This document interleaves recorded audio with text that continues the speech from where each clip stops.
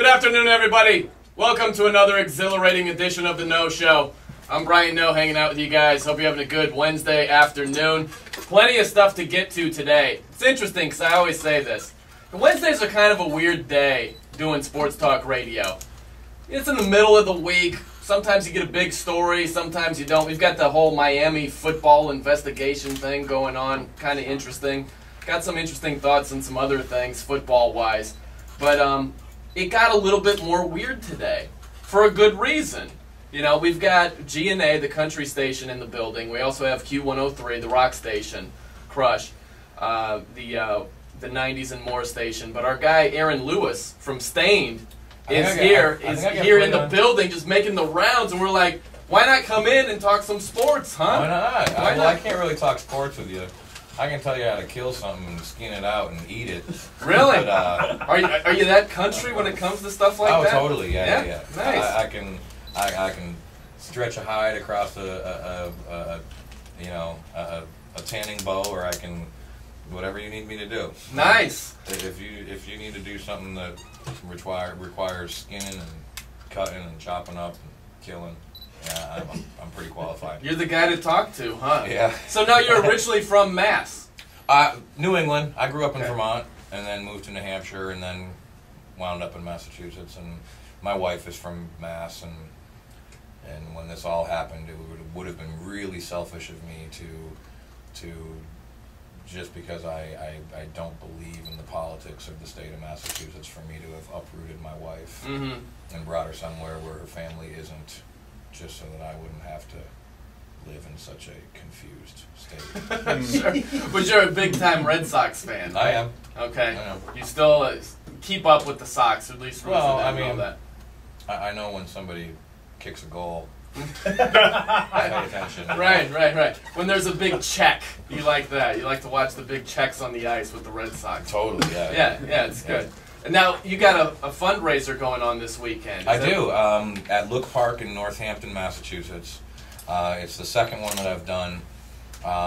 It is for my foundation that I created called the It Takes a Community Foundation, which our main project over the last 2 years has been funding the elementary school in my town, where we got into it with the school district, and at the end of it all, they chose that they felt that it was in our children's best interests for a one-time, one-year savings of $60,000 to close 3 of the 5 elementary schools in our district and pile all those kids into 2 elementary schools, give everybody a raise, and create a couple new positions that were unnecessary. Sure. So that's what they did.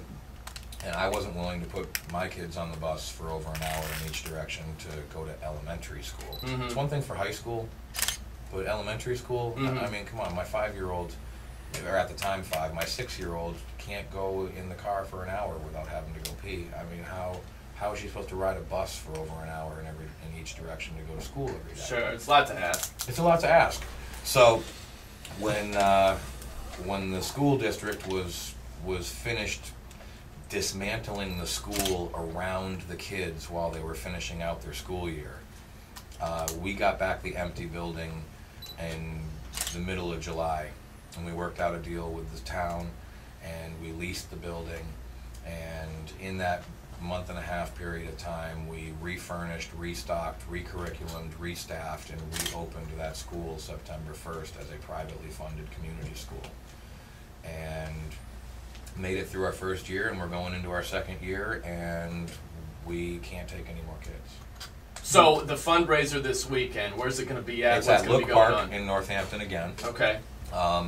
It is Friday night is a country night, and I've got Joe Nichols playing. I've got Rhett Akins. Myself will ruin the evening a little bit with some music, and then a couple others. And then on Saturday night, I've got myself again to ruin the evening. Corey Taylor from Slipknot is actually doing a completely unplugged, just him and an acoustic guitar acoustic set of a lot of these Slipknot songs too. He kind of reworked Really? them. He kind of like the unplugged version of them, huh? It's very, very cool. No kidding. And then I've got 3 of the 5 guys from Tesla coming in for a, if you will, it's either the 20th or the 25th anniversary of the 5-man acoustical jam record that really started that whole MTV Unplugged thing. Sure.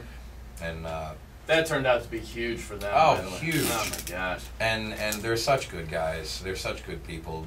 You know, Jeff Keith, the singer, participated last year in it and loved it so much and insisted on being a part of it again this year. And so we couldn't get rid of him, so we had him come with his band. No, I love him. He's awesome. Just an amazing person. And then Low Pro, which is the one band in my 17-year career that I felt strongly enough and I felt was good enough for me to try to head up trying to get them a record deal and that type of stuff. And then a Lucky Stain fan who also is quite talented, gets to open up the Rock Night. Nice, that's pretty cool. Now, when they introduce you, do they always say, "Now, Aaron Lewis from Stained"? Is that how they always still introduce you? A lot of times. Yeah. A lot of times. Do you like that, or would you like? Hey, man, that's how I got here. Yeah.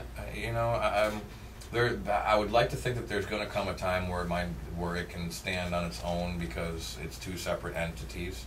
The country solo thing is its own deal, and the Stained thing is completely polar opposite of that. And, so I hope that I can drop the of Stained at some point in my career. Sure.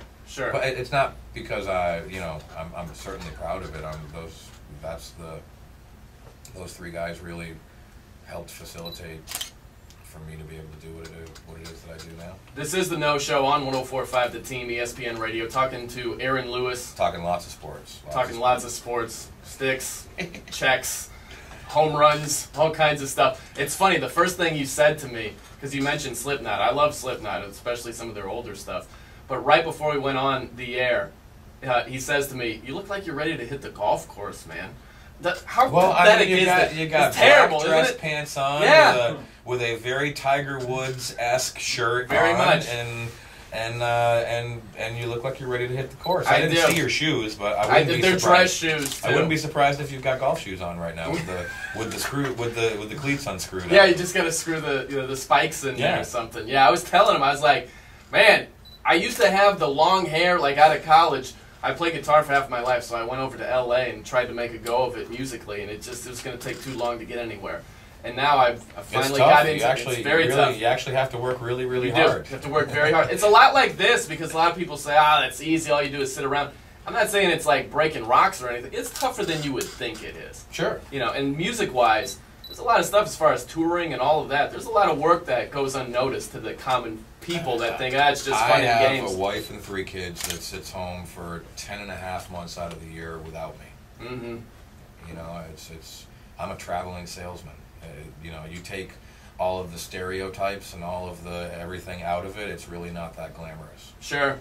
Now, musically, just can you tell us a little bit about your influences? Like, growing up, what were you listening to? What kind of shaped you to be the artist that you are? I think it's the spectrum of what it was that I was exposed to. You know, as a kid, I was exposed to a lot of classic country music, a lot of folk music from my dad, country music from my grandfather. As I started growing up, you know, I would have to say probably 3rd grade, 4th grade, I was introduced to like Twisted Sister and Aldo Nova and like that type of stuff. Uh-huh. And why do you say it like you're ashamed of it now? I'm not at all. All right, I'm not at all. Okay, You know, all right.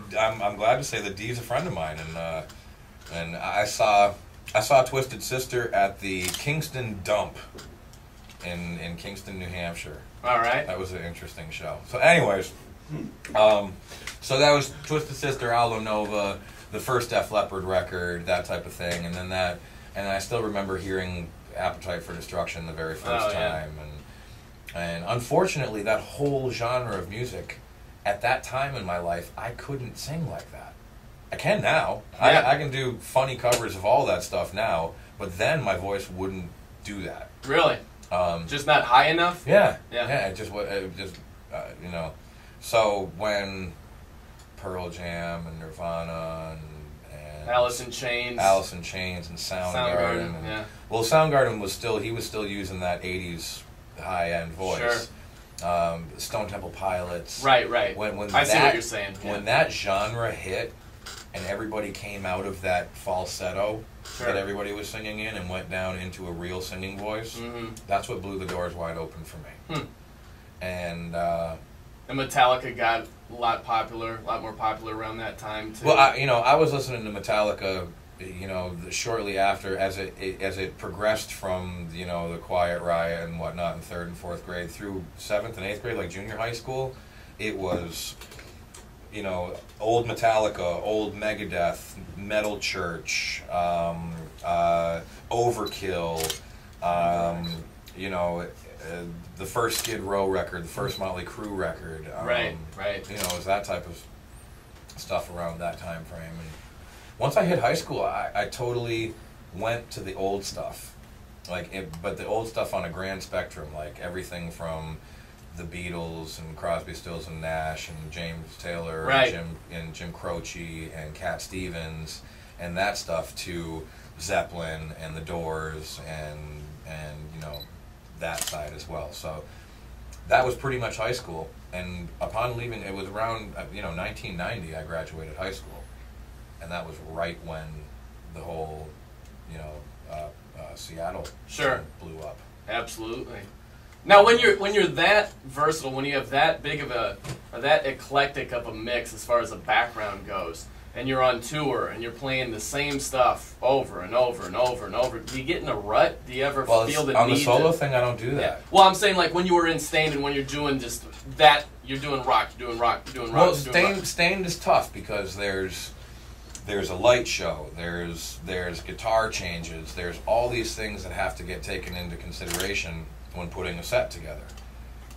Whereas my solo stuff, I have no set list, I have no concept.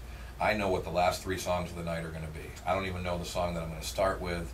It is total. It's as loose as cream corn, and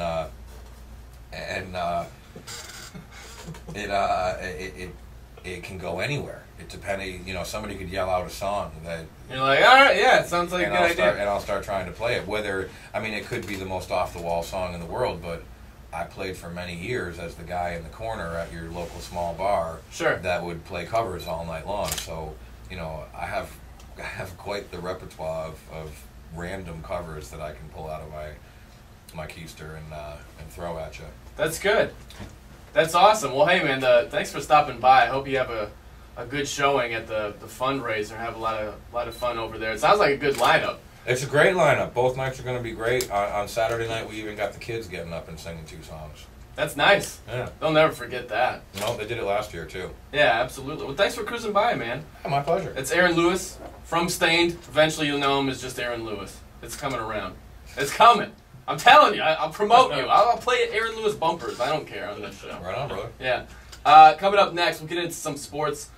The Miami story is just huge in football, and why blanket statements are oftentimes horrible. That's next. This is The No Show on 104.5 The Team, ESPN Radio.